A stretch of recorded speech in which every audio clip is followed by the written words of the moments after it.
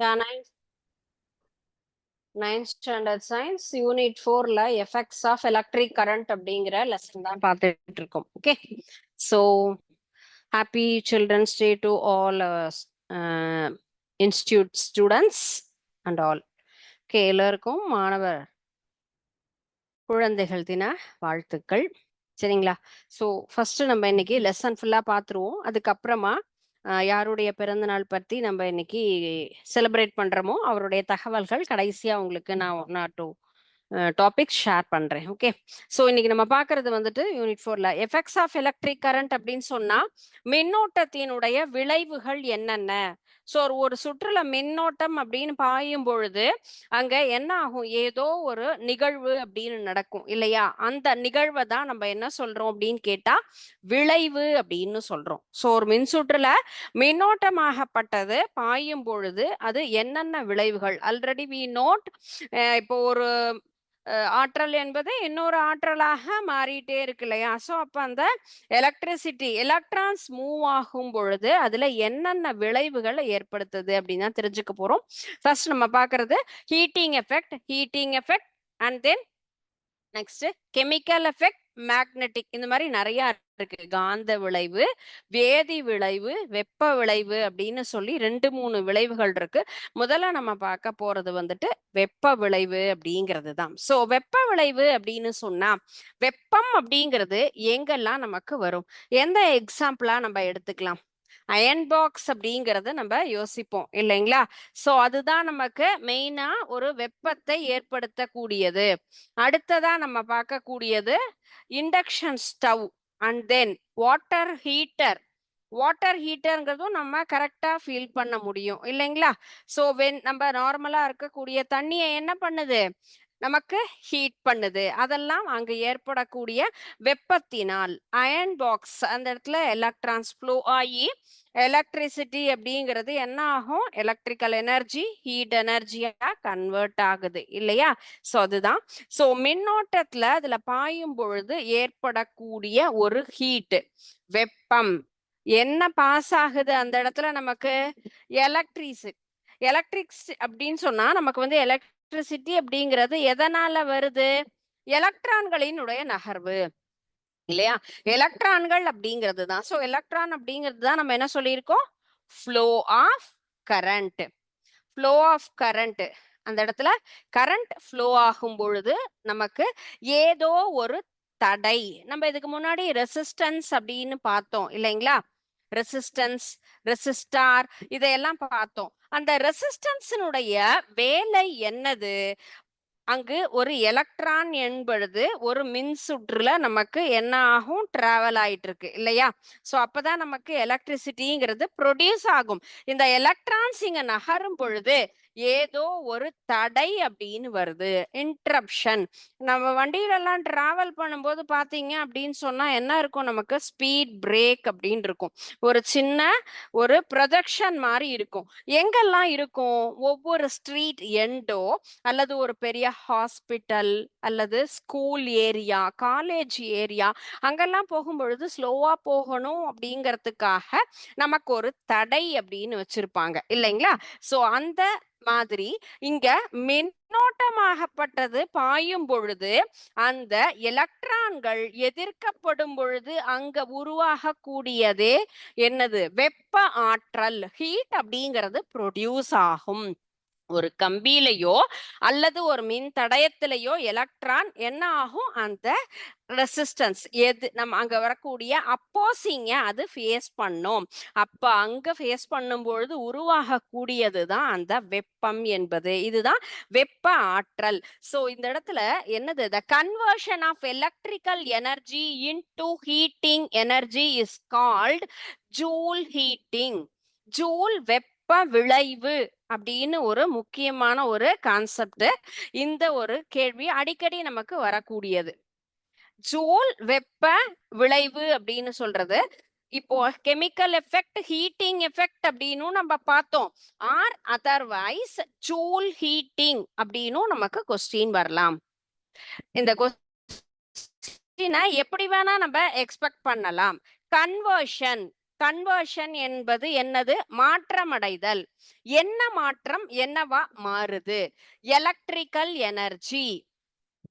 Electrical energy என்ன எனர்ஜியா நமக்கு கன்வெர்ட் ஆகுது? Heating energy. Electrical energy is converted into heating energy. இந்த விளைவை தான் நம்ம ஜூல் வெப்ப விளைவு, ஜூல் ஹீட்டிங் அப்படின்னு நம்ம சொல்றோம். சரிங்களா? சோ ஒரு ஆற்றலாகப்பட்டது மின்னாற்றல் வெப்ப ஆற்றலாக மாறக்கூடிய நிகழ்வு ஜூல் வெப்ப மேறல் அல்லது ஜூல் வெப்ப விளைவு அப்படின்னு சொல்லலாம். இதை எதுக்காக இந்த பேர் வந்ததுன்னு சொன்னா, எந்த ஒரு செயலுமே யாரெல்லாம் செய்யறாங்களோ அவர்களினுடைய பெயரை வச்சே நம்ம என்ன பண்ணுவோம், அந்த எஃபெக்டுக்கெல்லாம் நேம நம்ம டினோட் பண்ணுவோம். சோ ஜூல் அப்படிங்கிற ஒரு அறிவியல் அறிஞர் தான் இத பத்தி ஆராய்ச்சி செய்து இந்த மின்னோட்டம் பாயும் பொழுது நமக்கு என்ன தடை ஏற்படுது, அந்த தடை எதிர்க்கும் பொழுது ஒரு ஆற்றல் உருவாகும், அந்த ஆற்றலே வெப்ப ஆற்றல் அப்படிங்கறத அவங்க கண்டுபிடிச்சாங்க. சோ நம்ம யூஸ் பண்றது எல்லாமே இப்போ சொன்ன இந்த iron box, water heater, induction stove, நிறைய விஷயங்கள் நம்ம இந்த மின் ஆற்றலை வெப்ப ஆற்றலாக அன்றாட லைஃப்ல நம்ம இதுல ஒரு சின்ன எக்ஸ்பெரிமெண்ட் உங்களுக்கு கொடுத்துருக்காங்க. சோ என்ன எக்ஸ்பெரிமெண்ட் அதுல இருக்கு? நம்ம பார்க்கக்கூடிய எல்லா கான்செப்டுமே அந்தந்த ஒவ்வொரு இடத்துலயுமே இருக்க என்னது பரிசோதனைகளையும் நம்ம சைமல்டேனியஸா பார்த்துட்டோம் அப்படின்னு சொன்னா ஈஸியா இருக்கும். இப்போ ஒரு பிளேட் எடுத்துக்கணும் ஆகணும் அப்படின்னு சொன்னா அதற்கு ஒயர் வேணும், பேட்டரி வேணும், அண்ட் தென் அத நமக்கு எரியுதா என்னன்னு பாக்குறதுக்கு ஒரு மின்கலம் அப்படிங்கறதும் நமக்கு தேவை இல்லைங்களா? சோ அந்த இடத்துல நம்ம ஒரு அலுமினியம் தகட்டுல என்னது ஆரோ மார்க் மாதிரி நம்ம என்ன பண்றோம், இத கட் பண்ணிக்கிறோம். இதுதான் ஆரோ மார்க் ஷேப்ல இருக்கக்கூடியது. அந்த முனைய அதுல ஏதாவது ஒரு சின்ன பீசஸ் இருந்தது பேப்பர்னா அதெல்லாம்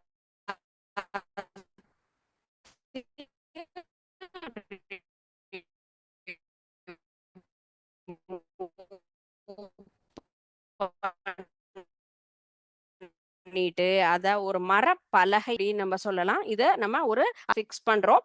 அதை எதோட நம்ம கருது அதுல ஒரு சர்டன் வோல்ட்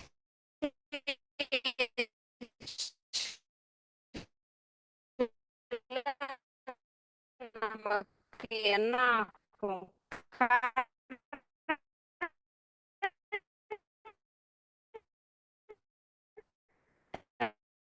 அப்படிங்கிறது பாஸ் ஆகும்.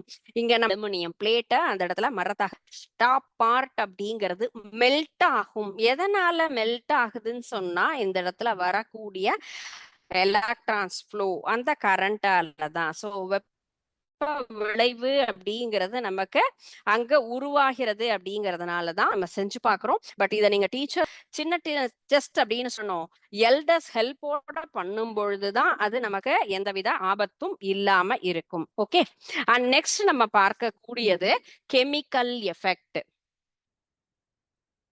கெமிக்கல் எஃபெக்ட் அப்படிங்கிறது வேதி விளைவு.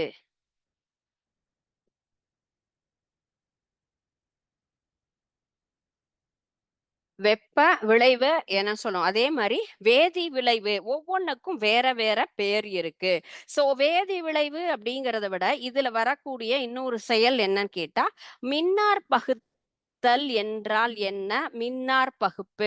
இப்ப ஜூல் ஹீட்டிங் அப்படின்னு சொன்னோம் இல்லையா, இப்போ நம்ம வெப்ப விளைவு அப்படிங்கிறத வேற ஒரு டேர்ம்ல கொஸ்டினா எக்ஸ்பெக்ட் பண்ணலாம்.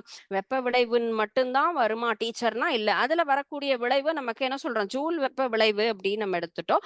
ஜூல் ஹீட்டிங் அது போல கெமிக்கல் எஃபெக்ட் வேதி விளைவை மின்னார் பகுத்தல், மின்னார் பகுப்பு அப்படிங்கிற ஒரு செயல்பாடாகப்பட்டது இந்த இடத்துல நடக்குது.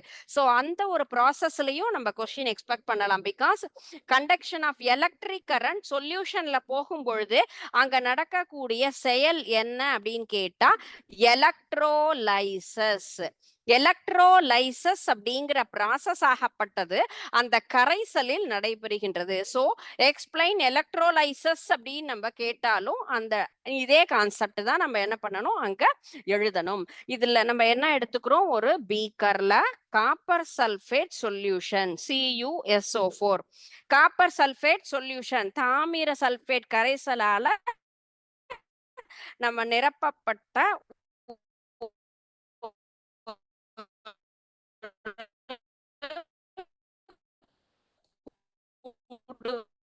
எடுத்துக்கிறோம். அதுல ஒரு எலக்ட்ரோலைசஸ் ப்ராசஸ். ஏன்னா இதை நம்ம தண்ணியிலேயே பண்ணலாம். தண்ணியில பண்ணும் பொழுதே என்னவா பிரியும் நமக்கு, அதுல ஹைட்ரஜன் தனியா ஆக்சிஜன் தனியாக நமக்கு ஒவ்வொன்றும் பிரியக்கூடிய அந்த செயலே எலக்ட்ரோலைசஸ் அப்படிங்கிறது தான். வாட்டர்னுடைய ஃபார்முலா H2O. அந்த நீர்லையும் நம்ம மின்னார் பகுத்தல் அப்படிங்கிற செயல்பாடு நடந்துதான் அங்க நமக்கு வந்து எலக்ட்ரோலைசஸ் ப்ராசஸ் அப்படிங்கிறது நடக்கும். ஸோ இதுல நம்ம என்ன பண்றோம், இதுல ஒரு முனைய இந்த இடத்துல ஃபுல்லும் இந்த டெஸ்ட் டியூபோட இணைச்சு இதுல கரண்ட் கனெக்ஷன் கொடுக்குறோம்னு சொன்னா அது என்ன கம்பியா இருக்கணும், தாமிர கம்பியாக இருக்கும். தாமிர கம்பி கார்பன் தண்டு ரெண்டுமே ஆகும். தாமிர சல்பேட் கரை இந்த சொல்யூஷன் காப்பர் சல்பேட் சொல்யூஷன்ல ரெண்டுமே டிப் பண்ணி இருக்கும் பொழுது பக்கத்துல இருக்கும் பொழுது என்ன ஆகும், ஒரு குறிப்பிட்ட நேரத்துக்கு பின்னாடி அந்த கார்பன் என்பது தாமிர தண்டு மேல நமக்கு படியும். கரியாகப்பட்டது அந்த கார்பன் தண்டுல நமக்கு படியறத பார்க்கலாம். இததான் நம்ம என்ன சொல்றோம் கேட்டா மின் முலாம் பூசுதல் அப்படிங்கிற ஒரு செயல். மின்முலாம் பூசுதல் அப்படிங்கிற செயல்ங்கிறது தான் நம்ம எலக்ட்ரோலைட் எலக்ட்ரோலைசஸ் அப்படின்லாம் சொன்னோம் இல்லைங்களா. ஸோ அந்த ப்ராசஸ் தான் எலக்ட்ரோ பிளேட்டிங் அப்படிங்கிறது. எலக்ட்ரோ பிளேட்டிங் அப்படிங்கிறது மின் மூலம் பூசக்கூடிய ஒரு செயல்பாட்டை செய்யறது. கார்பன் ஆகப்பட்டது என்ன ஆகுது, அந்த தாமிர தண்டு மேல படிகிறது. கரோஷன்னு சொல்லுவோம் இல்லையா, அட்மாஸ்பியர்ல இருக்கக்கூடிய ஆக்சிஜன் எல்லாம் நம்ம என்ன ஆகும், நீர் இதெல்லாம் இரும்போடு வினை புரிந்து எப்படி துருபிடித்தல் நடக்குதோ மேல ஒரு கோட்டிங் அப்படிங்கிற விஷயம்தான் இங்க வருது. அதுதான் எலக்ட்ரோ பிளேட்டிங் சொல்றது. சோ இது எதனால வரக்கூடியது, இந்த வேதி விளைவால் நமக்கு நிகழக்கூடிய அந்த செயல்பாடை தான் என்ன சொல்றோம், எலக்ட்ரோ பிளேட்டிங் அப்படின்னு சொல்றோம். சோ எலக்ட்ரானால மட்டுமே நடக்குது.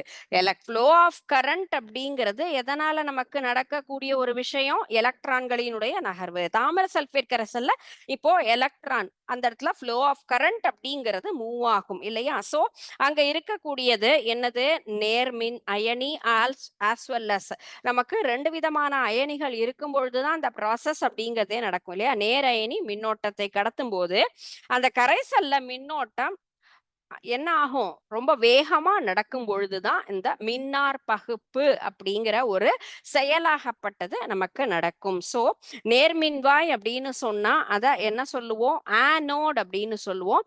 எதிர்மின்வாய் அப்படிங்கிறது கேத்தோட் அப்படின்னு சொல்லுவோம். சோ நேர்மின்வாய் ஆனோடு, எதிர்மின்வாய்ங்கிறது கேத்தோட், பாசிட்டிவா இருக்கக்கூடியது. இதுதான் anode cathode. So anode cathode connection பொழுது நமக்கு ஒன்றோடு ஒன்று வினை புரிந்து இந்த இடத்துல electrolysis process and then as well as எலக்ட்ரோபிளேட்டிங்கிறது.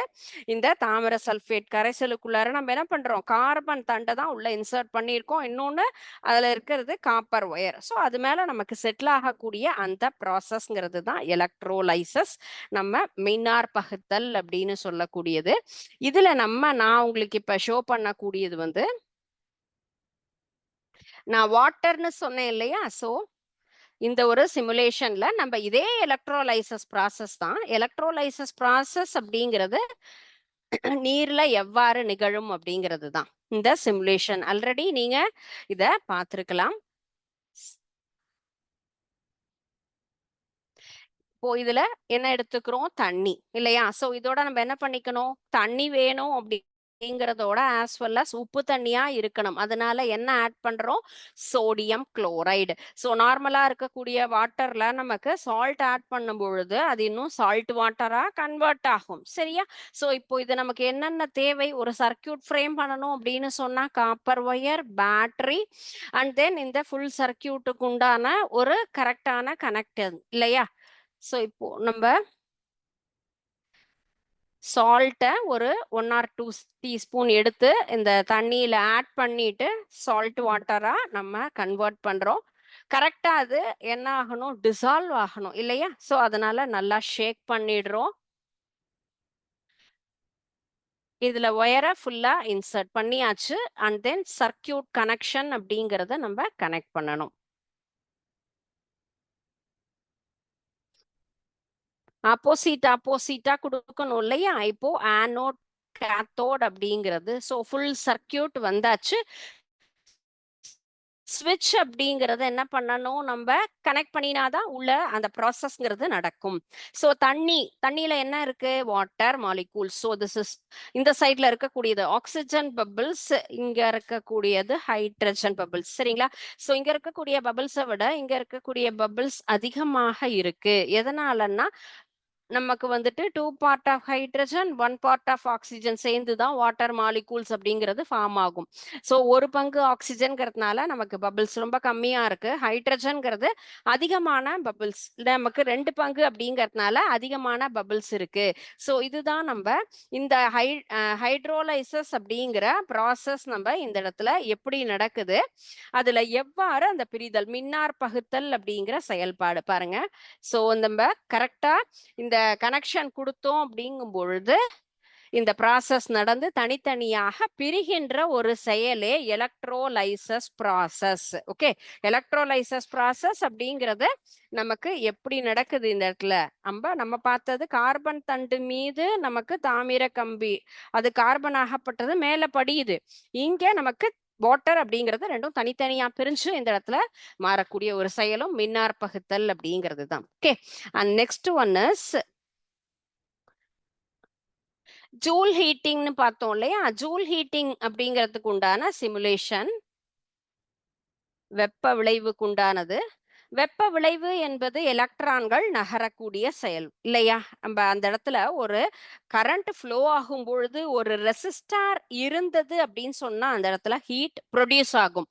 அதுதான் என்னது, வெப்ப விளைவு, ஹீட்டிங் எஃபெக்ட், ஜூல் ஹீட்டிங்னு பார்த்தோம் இல்லையா? ஸோ இந்த சிமுலேஷன்ல இப்போ பாருங்க, இது இங்க எலக்ட்ரான்ஸ் ஃப்ளோ ஆக போது நமக்கு அதுதான் ப்ரொவிஷன்ஸ் கொடுத்துருக்காங்க. வோல்டேஜ் கரண்ட் அப்படிங்கிறது 9.0 வோல்டேஜ் அண்ட் தென் ரெசிஸ்டன்ஸ்ங்கிறது 10.0 ஓம்ல இருக்கு. ஸோ இதனுடைய கான்செப்ட் பாருங்க. இந்த process joule heating as resistance or ohmic occurs when an electric current passes through a conductor. Power என்ன ஆகுது, dissipated as heat is given by, so P is equal to V square by R, otherwise நமக்கு P is equal to I square by R. As electrons flow through the resistor, they collide with atoms, transferring kinetic energy and increasing temperature. Higher voltage or lower resistance results more current and greater heat production. So இப்போ இங்க என்ன செயல் நடக்க போது, நம்ம வோல்டேஜையும் நம்ம change பண்ணலாம், as well as ரெசிஸ்டன்ஸையும் மாத்தலாம். ரெசிஸ்டன்ஸ் அதிகமாகும் பொழுது ஃப்ளோ ஆஃப் கரண்ட் அப்படிங்கிறது ஸ்லோ ஆகும். வோல்டேஜ் அதிகப்படுத்துறோம் அப்படின்னு சொன்னா அப்போ நமக்கு இன்னும் வேகமாக எலக்ட்ரான்கள் ஆகப்பட்டது நமக்கு நகரும். ஸோ ப்ராசஸ் அப்படிங்கிறத ஸ்டார்ட் பண்ணிட்டோம் பாருங்க. பிகாஸ் வோல்டேஜ் அப்படிங்கிறது நமக்கு ஹையரா இருக்கு. அப்போ அந்த இடத்துல பாருங்க எவ்வளோ வேகமாக எலக்ட்ரான்கள் நகர்கின்றன. ஒவ்வொரு இடத்துலையும் நமக்கு இங்க ஒரு இன்டரப்ஷன் மாதிரி இருக்கிறதுனால அங்க ஹீட்டிங் எஃபெக்ட், அந்த ஒரு ப்ரொஜெக்ஷன் மாதிரி வருது இல்லைங்களா? தடைகள் வரும் பொழுது நமக்கு அங்க வெப்பம் என்பது ஏற்படும், வெப்ப விளைவு அப்படிங்கிறது அங்க நடக்குது. ஸோ நான் இப்போ என்ன பண்ண போறேன், ரெசிஸ்டன்ஸை சேஞ்ச் பண்ண போறேன். ரெசிஸ்டன்ஸை நம்ம இன்க்ரீஸ் பண்ணலாம், வோல்டேஜை டிக்ரீஸ் பண்ணலாம். ரெசிஸ்டன்ஸை நம்ம அதிகப்படுத்திட்டோம் அப்படின்னு சொன்னா பாருங்க, ரொம்ப ஸ்லோவா தான் எலக்ட்ரான் மூவ் ஆகுது. ரொம்பவே ஸ்லோவா போகுது. ஏன்னா, அப்ப நமக்கு தடைகள் அதிகமா இருக்கு. தடை அதிகமா இருக்குங்கும் போதே என்ன ஆகும்? ரொம்ப ஸ்லோவா இருக்கு. ரெசிஸ்டன்ஸ் கெப்பாசிட்டி அப்படிங்கிறது ரெசிஸ்டார நம்ம வைக்கும் பொழுது, அந்த இடத்துல வரக்கூடிய மின்னோட்டமாகப்பட்டது நமக்கு தடைப்படும். வோல்டேஜ் அதிகமாகுது அப்படின்னு சொன்னா, அந்த இடத்துல கரண்ட்ட தான் நம்ம என்ன பண்றோம்? அதிகப்படுத்துறோம். அப்போ நமக்கு தடையில்லாமல் ரொம்ப வேகமாக அங்க மின்னோட்டம் என்பது பாயும். சோ வெப்ப விளைவு அப்படிங்கிறது எலக்ட்ரான்கள் நகரும் பொழுது வரும் தடையினால் அங்கு உருவாகக்கூடிய ஒரு ஆற்றல். அதை எதிர்க்கக்கூடிய அந்த ஒரு விளைவு தான் வெப்ப விளைவு அப்படின்னு நம்ம சொல்றோம். சரிங்களா? ஓகே, இந்த 2 கான்செப்ட்டுமே உங்களுக்கு புரிஞ்சுதாப்பா? Chemical effect and then heating effect அப்படின்னு 2 கான்செப்ட் நம்ம இன்னைக்கு லேர்ன் பண்ணிட்டு இருக்கோம். ஓகே, ஸோ நெக்ஸ்ட் நமக்கு இருக்கக்கூடியது அடுத்தது வேதி விளைவு, வெப்ப விளைவு அப்படின்னு சொல்ற மாதிரி அடுத்ததாக இருக்கக்கூடியது காந்த விளைவு. காந்தத்தினால் வரக்கூடிய விளைவு, மேக்னெட்டிக் எஃபெக்ட் அப்படின்னு நம்ம சொல்றோம். ஓகே, ஸோ இதுக்கு முன்னாடி நம்ம நேரு அவர்களினுடைய ஒரு சில டீட்டெயில்ஸை ஒரு சின்ன கான்செப்டா உங்களுக்கு நான் எக்ஸ்பிளைன் பண்றேன். Think it will be useful to you.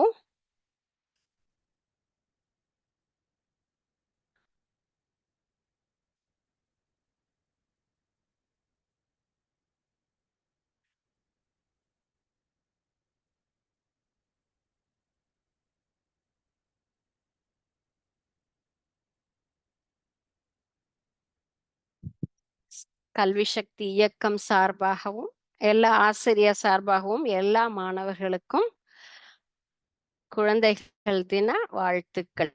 Okay,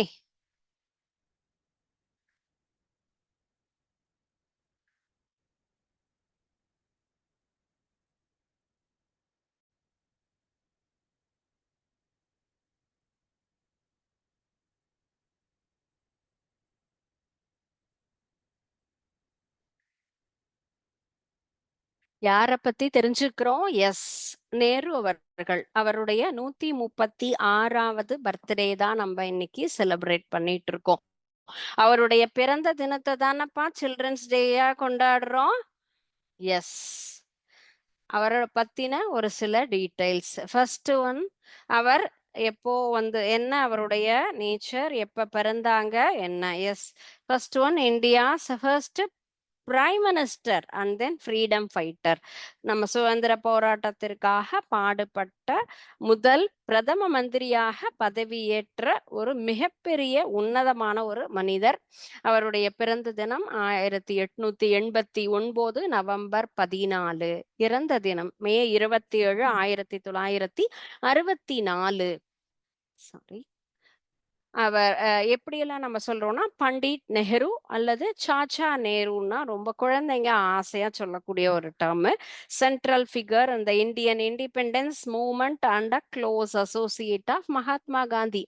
Mahatma காந்திக்கும் இவர்களுக்கும் ரொம்ப நெருக்கமான ஒரு உறவு. ஏன்னா 2 பேருமே சுதந்திரத்திற்காக பாடுபட்ட ஒரு மிகப்பெரிய ஃப்ரீடம் ஃபைட்டர்ஸ். ஸோ ஃப்ரீடம் ஸ்ட்ரகிள்ல அவருடைய participation.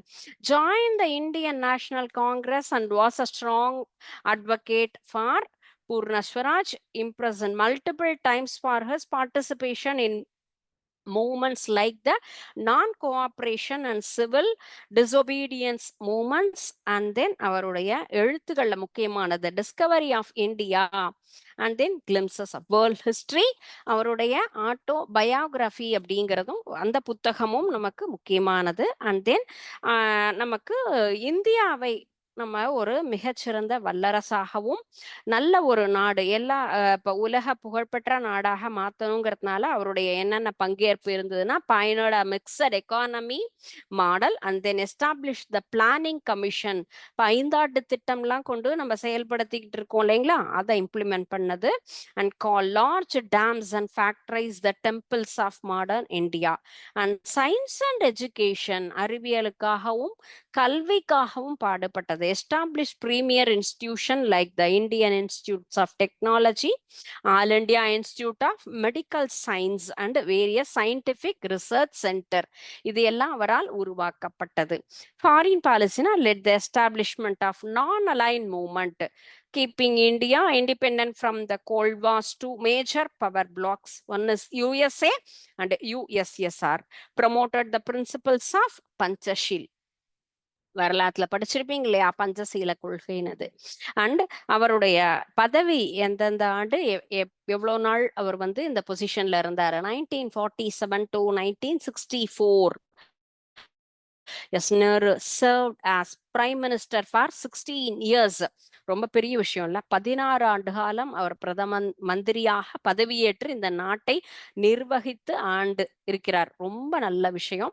Between 1947 and about 1950, territories of principal states of political integrated into the Indian Union and Constitution of India 26th January நமக்கு ரிபப்ளிக் கிடைச்சது. And then in this period Sino Indian வாரும் அப்பதான் நமக்கு அங்க நடந்தது. And then அவர் எந்தெந்த பொசிஷன்ல எல்லாம் இருந்தாங்க, எந்தெந்த ஆண்டு காலத்துல கான்ஸ்டியூட் ஆஃப் அசம்பிளி ஆஃப் இந்தியால வைஸ் பிரசிடென்ட் ஆஃப் எக்ஸிகியூட்டிவ் கவுன்சிலாக பிரைம் மினிஸ்டர் ஆஃப் இந்தியாவா இருந்திருக்காங்க, union minister of external affairs அந்த பதவியில 1946 to 1950, 52 to 57ல 3 லோக்சபா, நம்ம மத்திய சபா அண்ட் தென் ராஜ்யசபா எல்லாம் சொல்லுவோம் இல்லையா, அந்த லோக்சபா, ஃபர்ஸ்ட் லோக்சபால prime minister of India, union minister and external affairs. And then second Lok Sabhalayum same position, and then third layum Prime Minister of India. அந்தது ஒவ்வொரு ஆண்டு எந்தெந்த ஆண்டுலலாம் இவர் வந்து இந்த பதவி, இது எல்லாமே நமக்கு ரொம்ப முக்கியமான ஒரு விஷயம். ஏன்னா நீங்கெல்லாம் ஒரு பொது தேர்வு டிஎன்பிஎஸ்சி அல்லது ஸ்டாஃப் செலெக்ஷன் இந்த மாதிரி கவர்மெண்ட் பொசிஷனுக்காகலாம் எக்ஸாம் எழுத போறீங்க இல்லையா, அப்பெல்லாம் இந்த தேதி என்பது ரொம்ப முக்கியம். வரலாற்றை பொறுத்த வரைக்கும் நமக்கு ஞாபகம் அப்படிங்கிறது தான் ரொம்ப முக்கியமாக இருக்கணும். சரிங்களா? Okay. And then next one is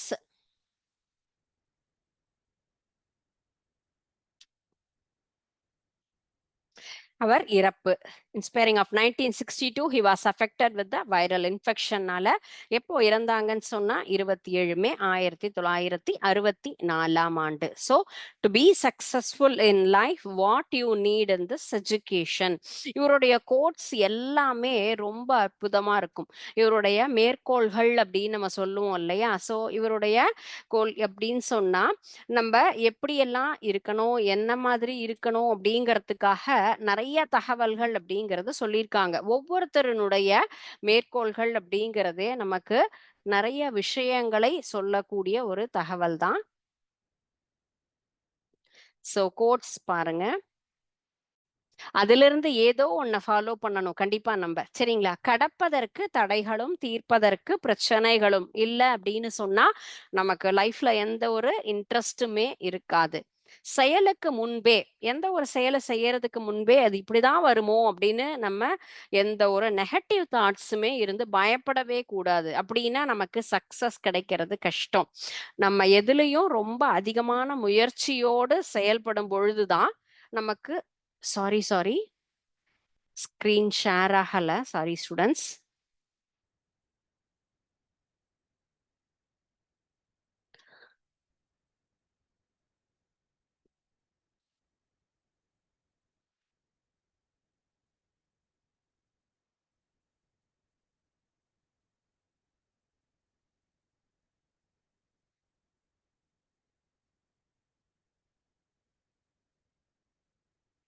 sorry, இதான் கோட்ஸ். ஃபர்ஸ்ட் திங், கடப்பதற்கு தடைகளும் தீர்ப்பதற்கு பிரச்சனைகளும் இல்லை என்றால் நமக்கு என்ன ஆயிடும், எதுலையும் இன்ட்ரெஸ்ட் இருக்காது. செயலுக்கு முன்பு விளைவுகள் குறித்து பயப்பட்டோம் அப்படின்னு சொன்னாலும் நமக்கு என்ன ஆகாது, வெற்றி என்பது ரொம்ப தூரம். முயற்சியோடு செயல்படும் பொழுதுதான் நமக்கு சக்சஸ் கிடைக்கும். வலுவான செயல்கள் தெளிவான முடிவை நோக்கியதாக இருக்கணும். சொல்லும் செயலும், செய்யறதும் சரி பேசுறதும் சரி ஒரே மாதிரி இருந்தாதான் நமக்கு ஹாப்பினஸ் கிடைக்கும்.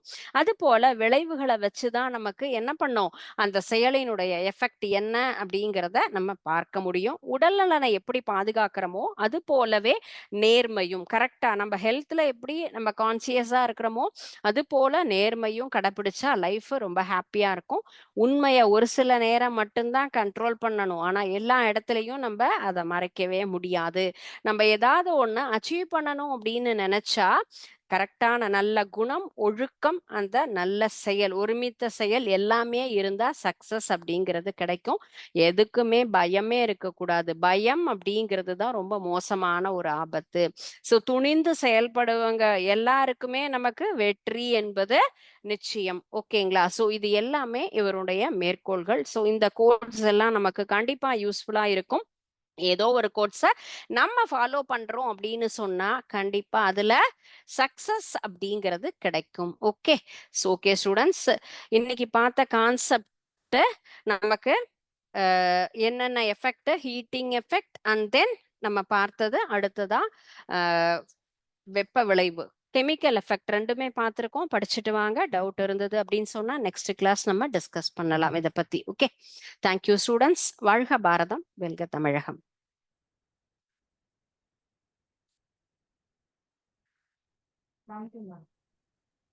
Thank you ma'am.